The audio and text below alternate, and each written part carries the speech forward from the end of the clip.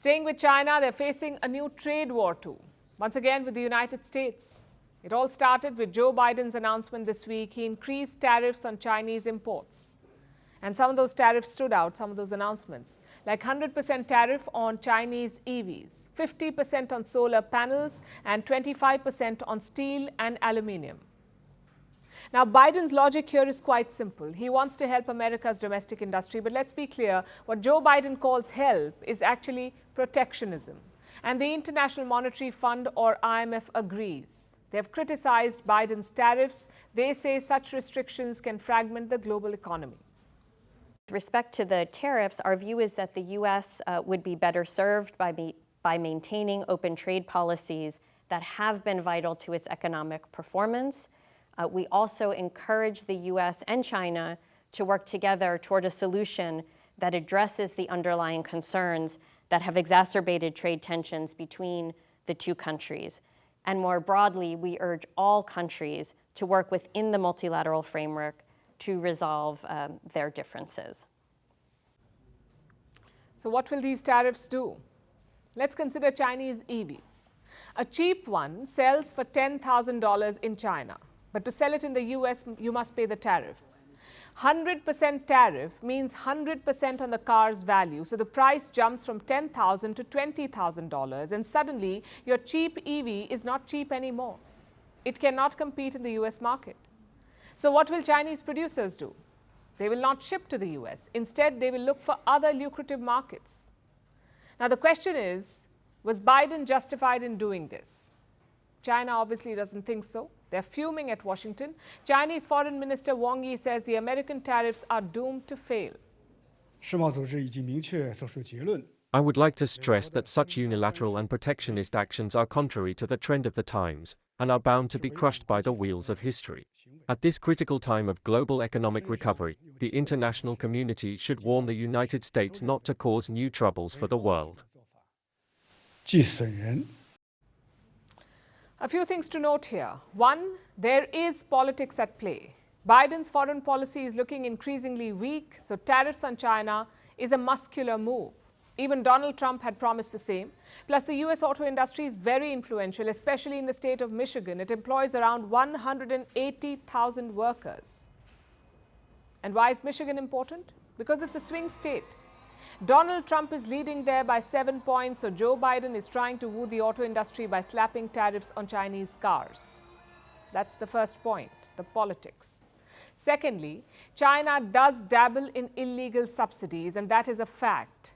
Their fishery industry gets subsidies, their EV makers get subsidies, so do their steel producers. It's pretty well documented. Now, subsidies are not illegal per se, but if they distort the market, then they are. Again, let's look at an example. At the same $10,000 car, the US says these cars actually cost a lot more, but because of the subsidies, they're sold for cheap. And yes, this is unfair. It is against the rules of free trade. But here's the fun part. The US also does something similar. Let's say you buy an EV that is made in the US or Canada, you get tax cuts. How much? Up to $7,500, you get that cut. But if you buy an EV that is made in Europe or Asia, you will not get that tax cut. How is this different from a subsidy? Honestly, it's not. And China complained about this in the month of March. They filed a case at the World Trade Organization. So my point here is quite simple. Both China and America are playing a game. They're both propping up their domestic industries. They're both giving subsidies, and they're both gaming the system. And who suffers for this? Other players. Take India, for example. Indian exporters are wary of these tariffs, especially on steel and batteries.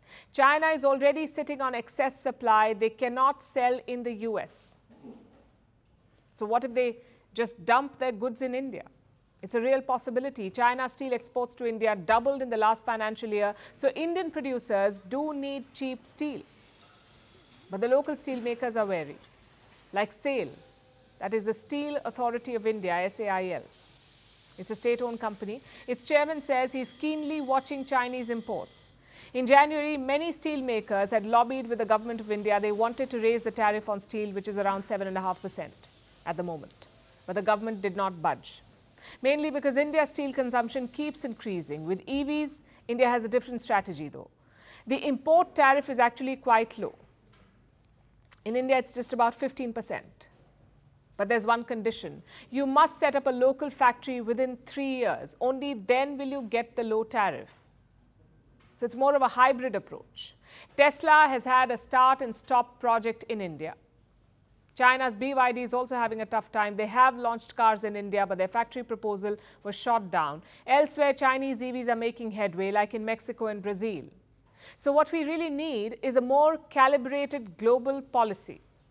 Because EVs are crucial to our planet's future, we need cheap and reliable EVs, but we also need fair competition. So China's subsidies and dumping must be investigated, but Joe Biden's unilateral tariffs must also be questioned. We are talking about self-proclaimed champions of free trade. They lecture the world on the free market, but at the end of the day, they're acting like protectionist bullies. Firstpost reports from the world's second largest continent. Hello, I'm Alison Lagrange. A very warm welcome from Durban, South Africa. We get you the news and the newsmakers from Africa.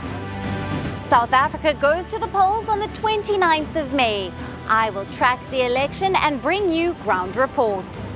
Is it the end of the road for the African National Congress? And will former President Jacob Zuma stage a dramatic comeback? From elections to climate change to innovations and opportunities. As the world's attention shifts, we report from Africa, the heart of the global South. Join me every weekday live on Firstpost.